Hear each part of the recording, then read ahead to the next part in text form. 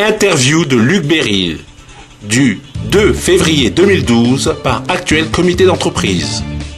Présidentielle 2012, l'UNSA interpelle les candidats.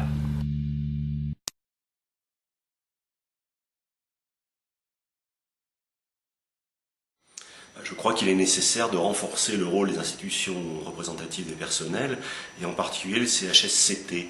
Quand on voit à l'heure actuelle le nombre de difficultés qu'on rencontre dans les entreprises, notamment autour des risques psychosociaux, je crois que tout le monde a intérêt, les salariés en premier lieu, à avoir des CHSCT, CT conditions de travail, qui soient véritablement en état de fonctionnement.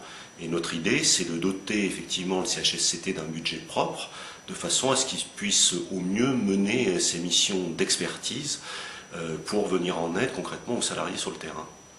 Par exemple, lorsque vous avez besoin de diligenter un travail d'expertise, il nous semble qu'il y aura un véritable intérêt à ce que le CHSCT dispose au fond des moyens propres à son investigation.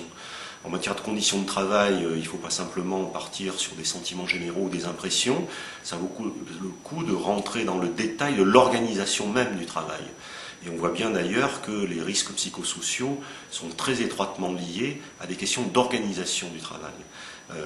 Il nous semble qu'en renforçant cet aspect du rôle du CHSCT, il l'a déjà aujourd'hui, mais il s'agit de le rendre beaucoup plus concret, et cela en toute indépendance vis-à-vis de l'employeur, qui n'y verra pas toujours un intérêt lui, malheureusement, ça permettrait effectivement d'avoir un CHSCT qui soit plus efficace dans le rendu de ses missions.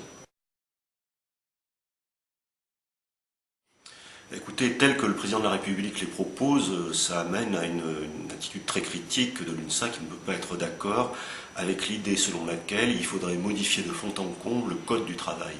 De quoi s'agit-il? Dans les accords compétitivité-emploi qu'on nous propose, il s'agirait de déroger totalement aux normes des conventions collectives, voire même du droit du travail, en matière d'horaire légal de travail et en matière de rémunération.